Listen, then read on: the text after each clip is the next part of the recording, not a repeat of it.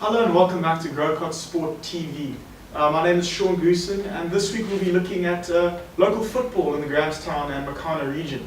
We have a few special guests with us today. We have Grocott, the Director of Football at Goldfields Football Club. We have Karabo Majadibodu, the Rhodes' first exiled goalkeeper. We have Mr. Kona Heshu of the Makana Local Football Association, and Tumelo Tumaga, who's a striker for the local Rhodes football women's side. Guys, it's really a pleasure to have you guys here. Thanks so much for coming. Yoza, we'll start with you. As the Goldfields Director of Football, you've obviously been involved in the internal league this year. How successful has it been compared with years past? Well, definitely for us, every year we've been progressing. Since my first year I've been around and subsequently working with the team since 2014. I used to be a player up until 2015. 2016 actually was my last game. And then, so last year we finished second. So obviously you always want to progress. And the obvious progression from second is first. At the moment we're occupying the first place. Still a lot to be played for. Other teams, there's a team that is still catching up, and they, are the biggest challenge to us at the moment, because it's seeming like if we beat the team that we are yet to play against in the last game, it's going to go all the way down to goal difference. But it's been a success either way for my team. We've really played well, and we've won 10 out of the 12 games, which is a massive improvement from previous years. The quality has improved. And it's just been an all-round positive, whether we win a league or we don't, it's been all worth it. Yeah. You guys are in the semi-finals of the Rules Cup? Yes, the plates semi-final taking place this evening, playing against our Dynamo rivals. It's a Kimberley Hall derby. So those are always tricky encounters. Doesn't matter what the form is on either side. And we played against them on Monday in the league, and it was a very, very tough encounter. Very, very anxious moments for both benches, and those games will always be scrappy. Doesn't matter, who has the better quality in which year. So I've let the boys know not to be complacent. They saw what happened on Monday, and hopefully we'll get the job done today. And how popular is the league amongst the students? So there's a big following. It's definitely growing. I remember my first year, you could count the people on the grandstand. Yeah. But then it's growing every year. It's got more coverage this year, and with more visibility, people also get attracted to that. So it's really growing, and will continue to grow. And the quality of players must also be commended, because that's what brings people onto the grandstand. They hear about a certain player and they want to come and watch him. And then they watch the team, and then subsequently the whole league. So yeah, popularity is definitely. That's awesome. And a few of you guys playing for any of the Rhodes senior sides? Yeah, we've got a couple of players who play for the Rhodes team. Got Tanya Pedros, our centre back, pivotal member of our team, very solid at the back. We've got KG Iniesta, plays like Iniesta is probably one of the finest talents I've seen on a Rhodes football pitch. And those are the two standout players who play for Rhodes from our club. Awesome. Karabo, thanks for coming too, man. Are you first team goalkeeper for Rhodes?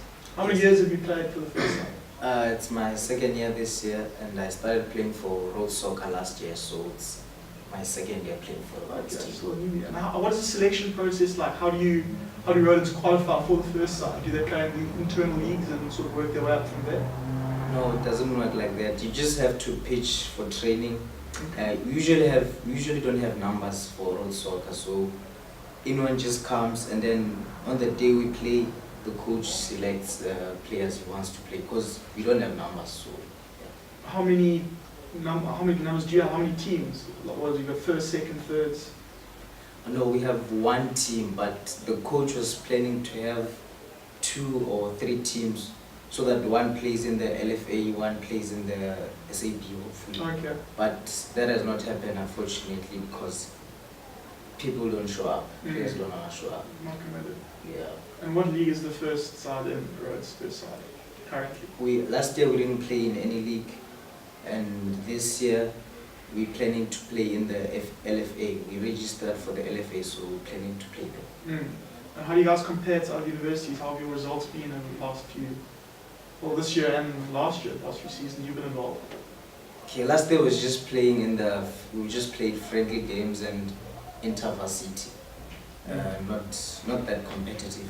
But this year, June, we played in the USA tournament, which is honestly terrible for us because we lost dismally. That's when we saw that we need to participate more in tournaments and leagues so that we can improve our game.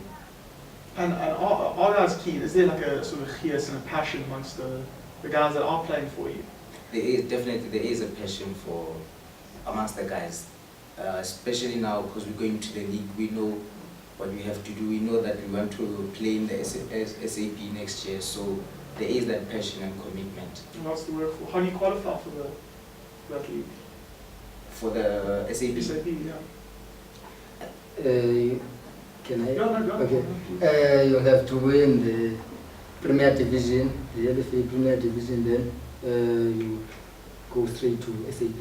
Okay, and when are those fixtures taking place? Basically, we are planning the fixtures to take place on 7 October, yeah. If the registration goes. Okay, Connor, we'll go to you. You're part of the Makana Local Football Association.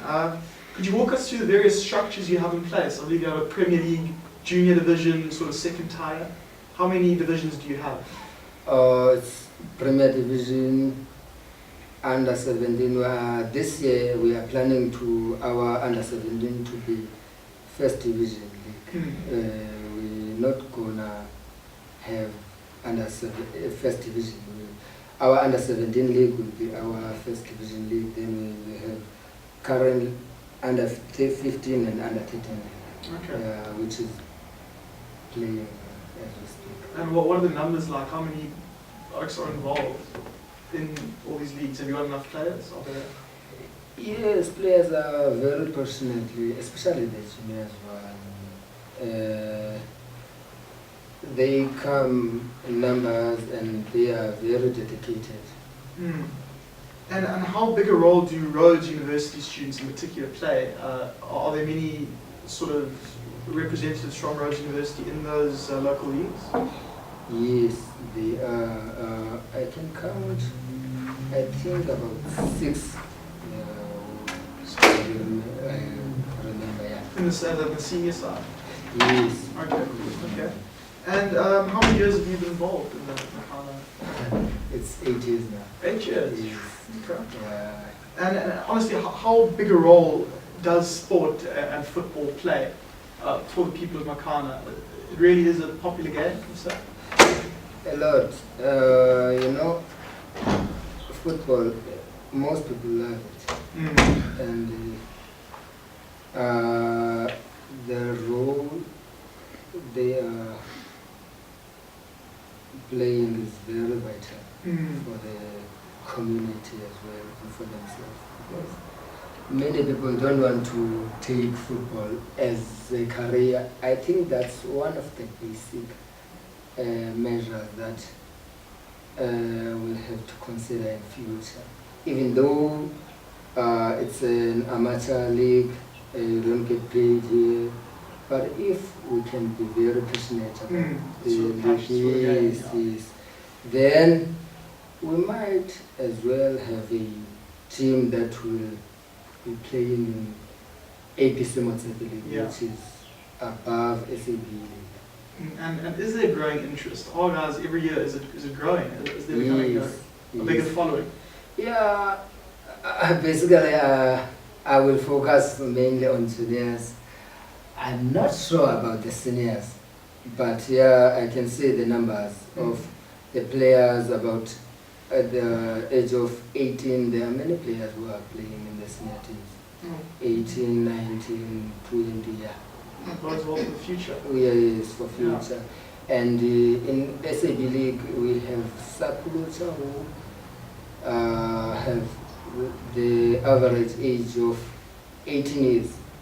There are many players in Sakulucha are 18 years, and they are playing in SAB League, and they are doing quite well. Mm. Mm.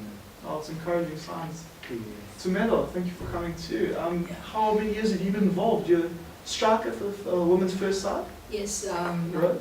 yes, we've been involved for 2 years like Garabo. And is the qualification process the same? Yeah, we just arrived, You go around then and you have pre-season and you go through practices and see Yeah, who's and keen and then committed. And, selects the team again. We also have a problem with numbers. okay. I'm not sure people know about soccer roads or it's a problem of the standard, but not many people are keen to join. How many teams do you have? One. One. That's how. And how many subs? I mean, It depends. You see, like Garabo says that you get people, you get a squad of 18, and then somehow people just start leaving, Yeah. and you have to make do with what you have. I mean, the football rules say that you can have 6 players on the pitch, and if that's what you have, yeah. that's what you have. But it's never been that Yeah. bad. Oh, it's obviously been pretty challenging. How, in what way do you think that we can grow the game so we get more rodents, more lady rodents to sort of join the teams and get involved? I think it also goes down to being given a chance to participate in the internal league, maybe. Yeah. Or like hosting like futsal tournaments occasionally to get to see the people that are out there and to maybe poach them. Yeah. Like, come join us at soccer and winning. I think winning is an important part. I mean, you want to be part of a team that's hitting the ground running. Yeah. You've been involved this year, and you said last season too. Yes. How are your results compared to sort of other universities? Are you guys up there? Are you?